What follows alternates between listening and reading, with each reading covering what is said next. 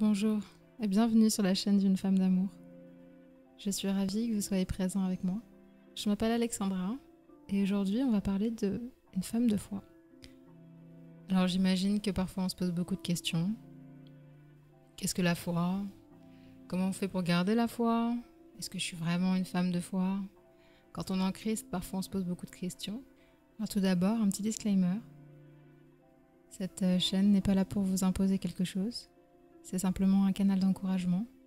Je ne vais pas vous dicter ce que vous avez à faire. Pour moi, je vous transmets simplement ce qui m'aide à l'heure d'aujourd'hui à garder la foi.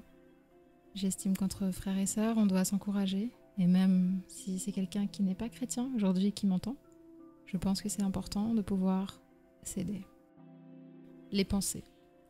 Alors, on a souvent des pensées au niveau de la foi où on va se dire, est-ce que je peux y arriver? Est-ce que je peux avoir autant de foi qu'on me demande? On dit que si j'ai la foi d'une taille, d'une graine, je peux déplacer une montagne. Est-ce que vraiment aujourd'hui j'ai la foi? Comment je fais pour avoir la foi? Est-ce que c'est un don? Est-ce que je dois le demander auprès du Seigneur? Comment ça se passe?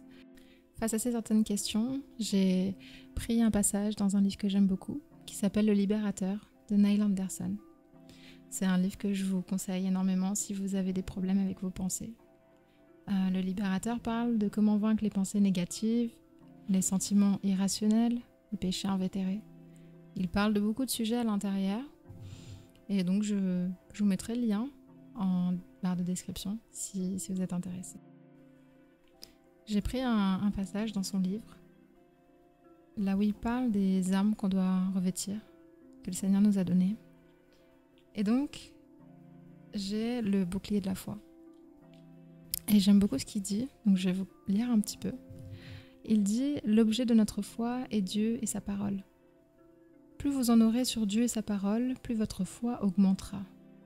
Moins vous en saurez, moins votre bouclier sera large et plus il sera facile à l'un des traits enflammés de Satan d'atteindre sa cible. » Si vous voulez que votre bouclier de foi devienne large et efficace, il faut que votre connaissance de Dieu et sa parole augmente. Dans Romains 10, 17. J'aime beaucoup ce qu'il dit parce que c'est vrai qu'en fait, on a tendance à croire que la foi, c'est quelque chose que peut-être seuls les pasteurs ont. Et ici, ce que Neil Anderson dit en s'accrochant à Romains 10, 17, c'est en connaissant mieux le Seigneur, c'est en nous rapprochant de lui et en essayant de vouloir le connaître plus en profondeur, qu'on va commencer à discerner et à s'accrocher à sa parole pour justement arrêter les traits enflammés de l'ennemi. J'aime aussi le passage qu'il dit par la suite. Ces traits enflammés du malin ne sont rien de plus que des mensonges, des accusations et des tentations qui viennent bombarder votre esprit. Le découragement. C'est quelque chose qui parfois est très pénible. Parce que quand il arrive, c'est généralement là où notre foi a été à un niveau assez haut. Quand on est face au découragement, en fait, c'est simplement des pensées qui ne sont pas de Dieu, mais qui viennent de l'ennemi. On va avoir des pensées, en fait, on sait très bien que c'est pas nous qui les avons créées nous-mêmes. C'est des pensées qui viennent. Elles viennent et en fait, elles nous découragent ou elles nous mettent dans un mood, dans une ambiance qui est pas bonne, qui est pas ok. Et en fait, quand on a conscience que quand ces pensées arrivent, c'est simplement des traits enflammés du malin qui sont là avec des mensonges, des accusations, des tentations, qui viennent bombarder notre esprit. C'est là où on se dit quand on est dans une phase de découragement, ce n'est pas nous le problème, ce n'est pas le fait que ce soit nous qui ait créé ces pensées. En tout cas, ça permet de rejeter la condamnation, l'accusation qu'on peut avoir à nous-mêmes, parce qu'on a l'impression que justement on va perdre notre foi ou qu'on est en train de perdre notre foi et qu'on est peut-être en train de perdre le Seigneur. Et ça, c'est que des mensonges. Il dit encore, chaque fois que vous discernez une pensée trompeuse, une accusation ou une tentation, vous devez donc la contrer de front à l'aide de ce que vous savez être concernant Dieu et sa parole. On est tout le temps attaqué par l'ennemi et parfois ça fait un peu de bien de juste ouvrir la Bible et si on tombe sur un verset qui nous accuse, on sait que ce n'est pas le Seigneur. Quand on prend conscience que dès qu'on est attrait à de la tromperie, à de l'accusation, à du mensonge, à de la tentation, ça ne vient pas de Dieu. Donc je continue, il dit « Chaque fois que vous discernez une pensée, trompeuse, une accusation ou une tentation. Vous devez donc la contrer de front à l'aide de ce que vous savez être vrai concernant Dieu et sa parole. On comprend beaucoup plus quand on se rend compte qu'en fait on est tout le temps attaqué au niveau de notre foi et c'est pour ça que la foi est un bouclier. Et ça permet justement de pouvoir se dire que le Seigneur nous aime. Il nous aime énormément et il ne souhaite pas qu'on soit dans une position décourageante avec une posture où on regarde en bas. Mais bien au contraire, il nous a donné ce bouclier de foi et on peut simplement lire des encouragements qu'il met dans des psaumes ou alors essayer de lire de nouveaux messages sur internet, des messages bien sûr sans condamnation, écouter de la louange, prier, prendre un temps. Quand je dis prendre un temps, c'est vrai que ça pourrait être un temps, on a l'impression que parfois il faut prendre 1 heure, 2 heures, 3 heures, 10 minutes, 15 minutes. C'est déjà pour vous, vous voyez que c'est déjà quelque chose qui est dur à supporter. Sachez que 10 et 15 minutes, c'est mieux que rien dans la présence de Dieu. Vraiment, je vous encourage. Je vous encourage à prendre un temps avec le Seigneur, même si c'est de 5, 10, 15 minutes. Ne sentez pas le jugement en vous. Dites-vous et soyez fiers, parce qu'avant c'était peut-être 0 minutes, et aujourd'hui vous en avez passé 15. Et vous verrez que Dieu vous aime tellement qu'il va mettre quelque chose dans votre cœur au fur et à mesure, et vous allez vouloir rester plus longtemps après les 15 minutes. J'en suis persuadée. Donc je vous encourage énormément. Prendre un temps, à lire peut-être un passage préféré que vous aimez dans la Bible, à lire un livre chrétien que vous avez déjà lu peut-être, vous pouvez relire. Écouter de la louange, faire une prière écrite que vous avez lue quelque part, une prière audio que vous avez entendue. Je vous encourage vraiment.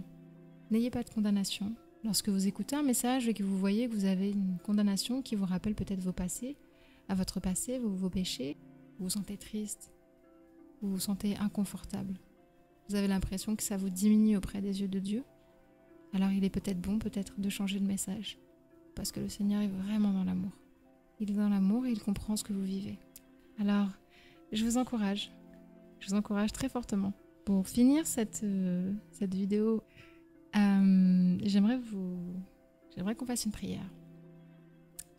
Une prière que j'aime beaucoup de Germaine Copeland dans son livre « La prière qui révolutionne la vie des femmes ». Si ça vous intéresse, je pourrais vous mettre le lien en description. Par la suite, je mettrai cette prière en vidéo séparée. Vous pourrez l'écouter, vous pourrez l'enregistrer et prier lorsque vous sentez que vous êtes découragé. Je pense que c'est important que vous puissiez avoir des prières sur certains sujets différents selon ce que vous vivez actuellement.